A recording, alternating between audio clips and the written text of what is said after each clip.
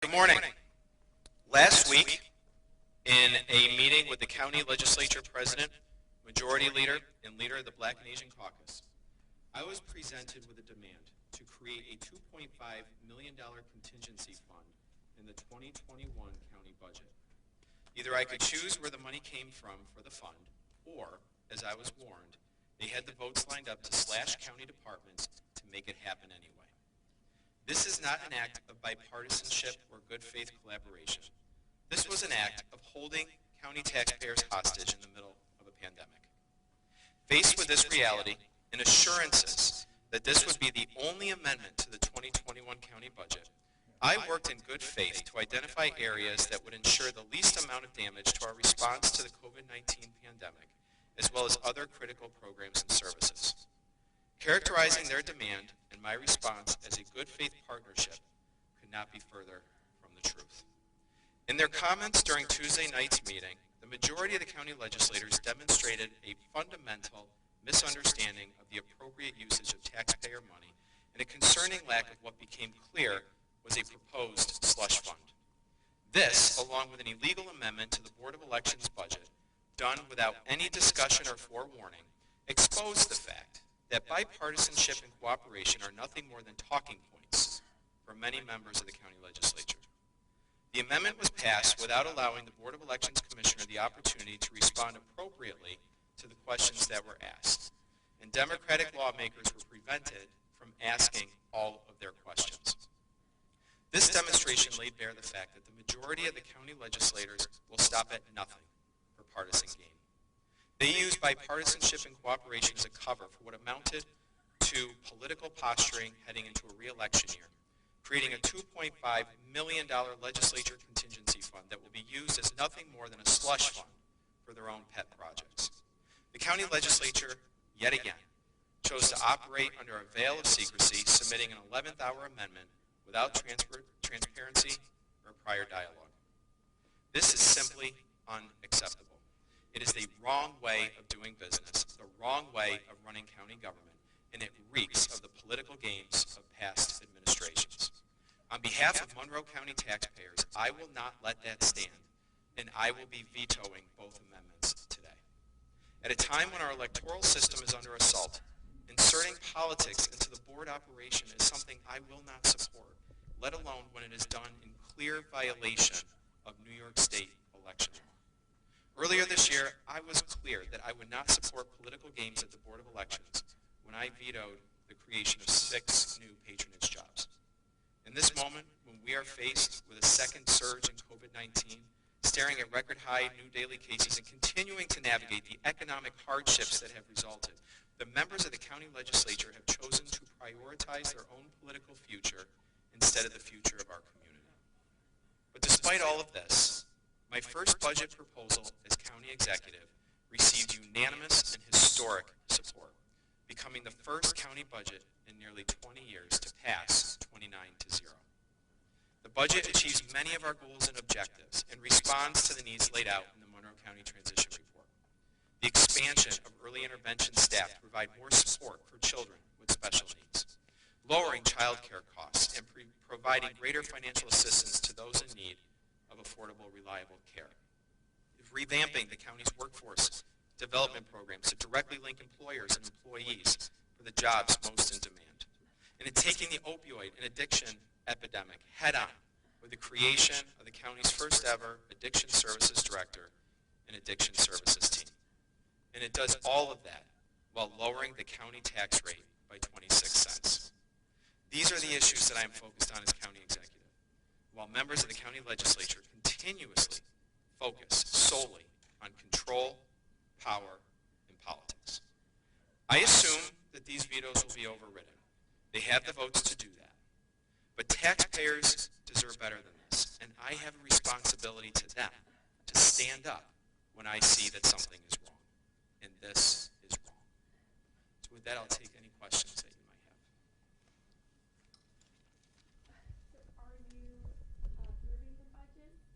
The budget has been adopted. So the budget is adopted, and those 2 amendments have been proposed, and those are what I'll be vetoing.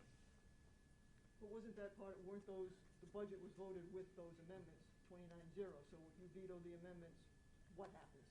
Right, the process of what happens. So what happens is the county legislature approved the budget, and then with 2 amendments, they present the amendments to me and the budget, and I have 2 choices. I can either approve the budget as amended, or I can disapprove of the amendments that they gave. I disapprove of the amendments. So the budget is still adopted and is approved, but the 2 amendments will not be included in the final budget unless the county legislature overrides them. Adam, we heard earlier that the amendment on the Board of Elections might not even be legal. Do you know anything about that? Oh, yeah, I mean, that is why I'm vetoing the amendment. I can't in good conscience support and sign a document that says I support this amendment when it's in clear violation of New York State election law. I mean, the election law is very clear. It gives authority to the commissioners of the Board of Election to choose how to spend the funds that are appropriated to them by the county. What they had presented here was something that was agreed on by both Republican and Democratic Board of Election commissioners. And I have all the faith and confidence in the world in our commissioners, Jackie Ortiz, and our Deputy Commissioner, Natalie Shepard. They have done a phenomenal job at working through what is a once-in-a-lifetime pandemic that has altered the needs of the Board of Elections to be able to address our different ways of voting now. Voting by mail, early voting. This is only the 2nd year of early voting, and they stepped up to the plate. And I trust, and I trust the way that they ran the election this year. I think they did a great job. And so I trust their judgment on what they need in order to continue that success in the Board of Elections. Mr. Bello, many people on social media are saying that these politicians are focusing on the politics rather than the bigger issue that the community is facing right now. Right. How frustrating is it that we're getting caught up on this rather than focusing on something that is really impacting a lot of people in the community? I couldn't be more frustrated, and that's why we're here today. Because I have been laser focused this year on the needs of this community, keeping us safe and healthy and protected in responding to the COVID-19 pandemic. And in the face of that, I have been faced with nothing but the most dysfunctional county legislature I've seen in my lifetime. And at some point, we have to rise above politics and get the job done and do what's right. And that's why what's happening today is so frustrating. I am delighted that my budget passed 29-0. But these amendments and the way they were done is not good government. I cannot, in good conscience, on behalf of taxpayers, when I have a responsibility to all the taxpayers around this community, agree to this. We need to work together, and I'm calling on every elected official to work together, particularly in a time of crisis, and not create political slush funds to be used for your own political gain. Now is not the time to do that. The Republican leader, I talked to him yesterday, Sure. Characterized the discussion as they went to you with members of the Black and Asian Caucus. They had a discussion, we approached, had an idea. You come back with the word demand. None of us were in that room. We don't know what happened. Discussion or demand, how do we know which is which? As I said in my remarks, I was presented with a demand. They were going to create a $2.5 million contingency fund, whether I agreed to it or not. I was given the option of identifying funding sources for this in a way that would be least disruptive to county operations. Or the other option was I could leave it up to the legislature to take a haphazard approach to finding those dollars on their own. I was assured that this would be the only amendment to the budget, and faced with that choice, I agreed to work with them. I was also assured that the money would be allocated in a nonpartisan, non-political way. That's how it was presented to me. But if you listen to the debate that occurred, that's not how it was presented. During the debate in the county legislature, there was a lot of talk about bipartisanship and cooperation.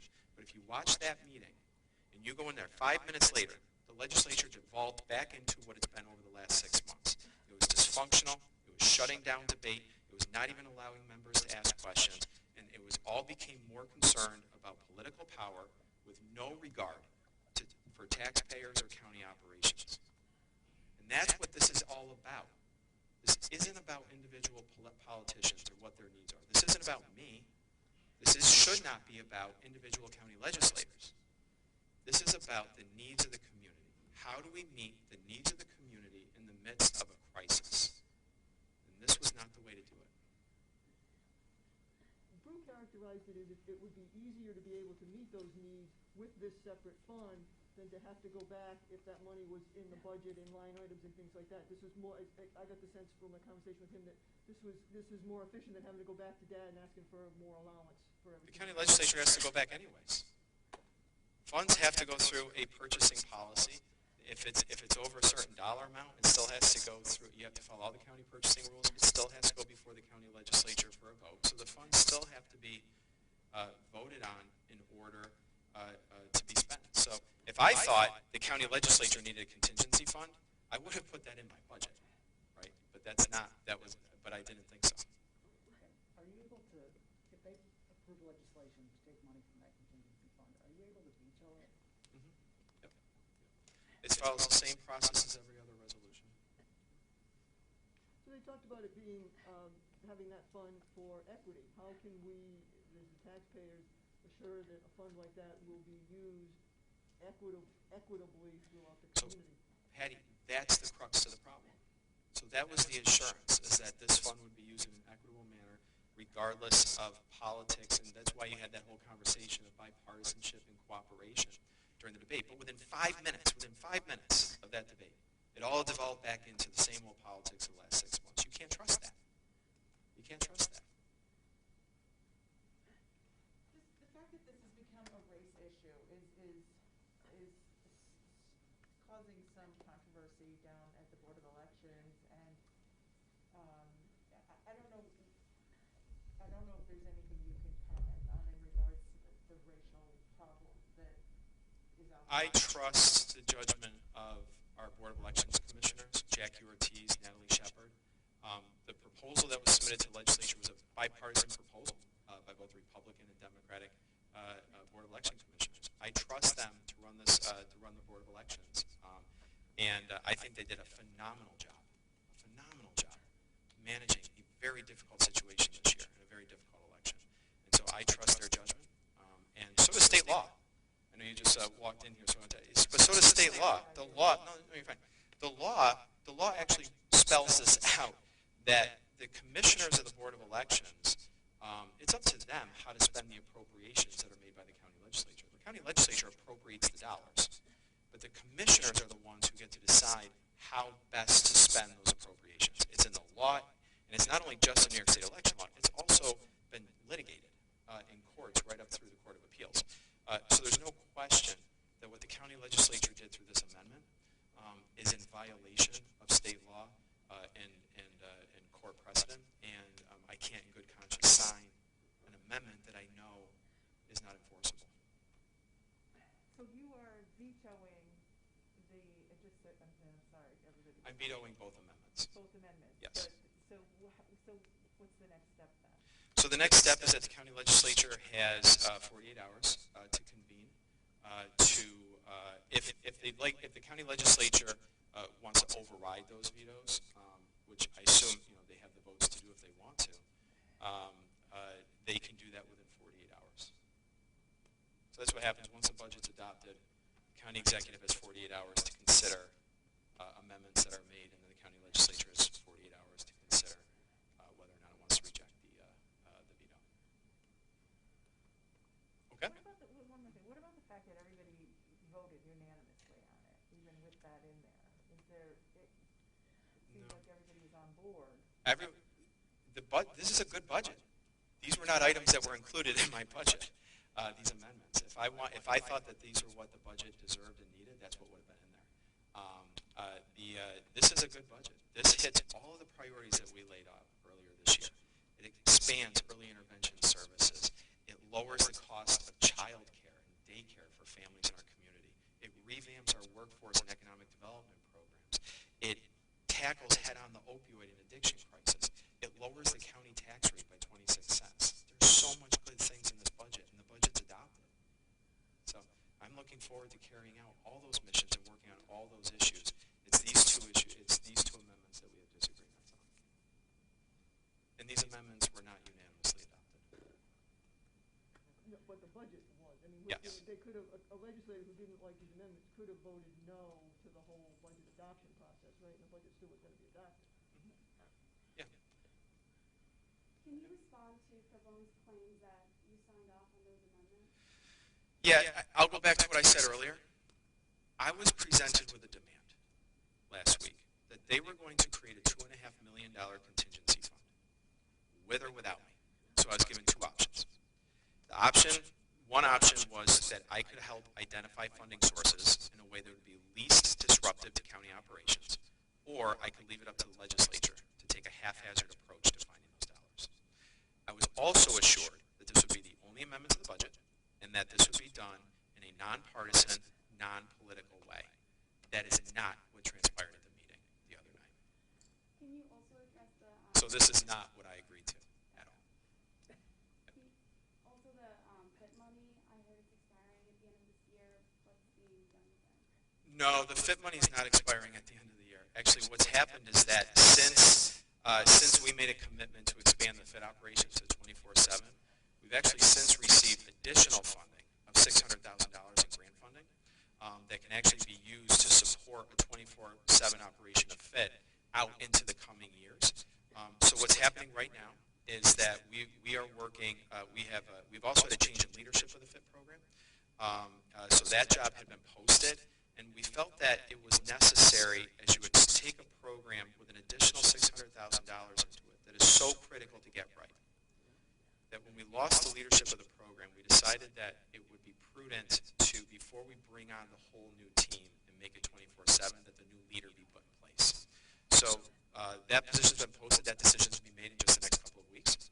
But in the meantime, we're going to be utilizing other resources to stand it up 24/7 in the short term, and then we can figure out with our new leader of the program how to use and leverage that new $600,000 grant that we got to make it even better and be able to sustain this long term. But the funding is certainly not going away. Do you foresee that if the legislature overrides your veto, that the Board of Election ends up in court? Well, I mean, it depends what the county legislature does. I don't know that I want to speculate on that, but, you know, the law is pretty clear, though. It's pretty clear. The other thing is, if they override your veto and the contingency fund is there, how close an eye can you keep on it to try to assure equity? Well, like I said, I trust the Board of Elections commissioners. No, but I mean for the contingency fund, to make sure that projects go equitably. That's why I have a concern about this. That's why I have a concern about this, because I don't know that it's being done in a bipartisan manner. That's not what played out at the Board of Elections meeting, and so I just don't know that that's how it's going to play out. I'm concerned about the oversight of it. All right, thanks everybody. So thank you, everybody. Adam, do you know Black Lives Matter, Adam? Certainly, I'll talk to you. Why did you want to fire two black women in the midst of a pandemic? Sir, I don't control it. I don't want to fire anyone. I don't want to control. Yeah, but you refuse to sign the budget, Adam. Everybody knows that. It's all over. The budget's been adopted, sir. The budget's been adopted. Yeah, after how long, Adam? The county After how long? 2 days. The budget's been Adam, adopted. do you realize we're in the midst of one of the largest pandemics that the world has ever seen? Yes. And we need you to act with urgency. I am. So today I announced what we're going to do. The Board of Elections, I trust the commissioners to run the Board of Elections, and we will work to make that happen. The budget is adopted. We're going to go for it. All those programs that we have laid out, and I would be happy to meet with you to talk about it. Adam, we're going to hold you to that. Because every politician that we run into, we catch them out here in front of the cameras, and they say they're going to meet with us. We want you to sit down with these grassroots organizations, and we want you to talk about real change in Monroe County. We're going to have, this budget does a lot of really good things, and it creates a lot of new workforce economic development programs. We created new child care investments to make child care more affordable. We have investments in the opioid crisis. We're also creating a unanimous support for a new Department of Diversity, Equity, And that's great, Adam. But there's a lot of issues I'm sure you're probably not aware of, and you need to be sitting down and having these conversations with people in the community. Can we hold you to that? Adam, we're going to hold you to that. It needs to happen. Do you know who I am? Okay, we're with Save Rochester. Okay, listen, it's very easy to reach out to us. We need to have these conversations. Vaccinations, use problems, but stop pushing them on our people and they're not safe. Okay? Not everyone thinks that these vaccines are safe. So you need to address that issue. Why is it that it took 9 months to develop this vaccine, and normal vaccine schedules take at least 5 to 10 years? You know, we can sit down with public health professionals and have that conversation, right? I trust the vaccine. I do trust the vaccine. You know, as far as, at least as of this morning, it hasn't really been approved. Are you familiar with the Tuskegee experiments? Okay, so how? Which is why we so have there's an obvious mistrust, right? With the medical community. So stop playing. There's a mistrust. So stop playing us like we don't know what's going on. You guys are pushing this vaccine on black and brown people, and it's not there. Okay. I have acknowledged, whenever we talk about the vaccine, I have acknowledged that there's a lot of distrust out there. The recent polling even shows 50%. Absolutely. It's probably higher than that, Adam. So I said at my last press briefing about it, we have a lot of work to do to make sure that we can trust the vaccine. The state of New York is doing its own independent review of it, aside from the federal government. And then we have a lot of work to do in the community over the next several months to make sure that there is that trust. I can concede to that. I can concede to that. But can you also concede to the fact that vaccines is not the only problem that's plaguing black and brown people? In your budget that you passed, how many of it provides provisions for black and brown people to own more businesses in their neighborhood? Have you any idea of the amount of businesses that we actually own in our own neighborhoods? No clue. I have a statistic. No clue. Yeah, no, most people don't know because it needs to be you, I agree, it's a compounding issue. Absolutely. COVID-19 has made this a compounding issue, particularly for small businesses. And see, we need to seize this moment and actually affect real change. I agree. Let's sit down and have that conversation. The cameras are here. We're going to hold you to that. How do we help?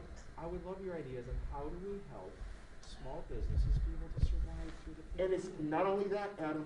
How do we provide more access to people who there's hundreds of people out there right now who want to work for themselves.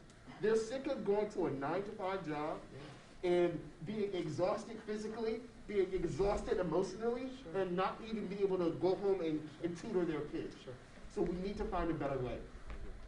Let's have that conversation. I'm sorry, what's your name? My name's Mikey. Mike. Let me get your card. I'm a serious person. If you ask about me in the community, we're feeding families during this holiday season. Yes, this is serious work. Yes, you are. So we want to have that conversation with you, and we're going to hold you to that. Very nice to meet You heard it here first, people. Very nice to meet you. Okay.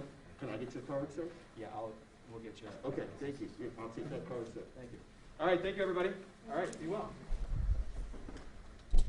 Sorry we were late. Yeah, I'm not giving the guy. He shows up to all these things. Parking passes? Yes, please. Oh, yeah, the parking pass. Thank you. Thank you.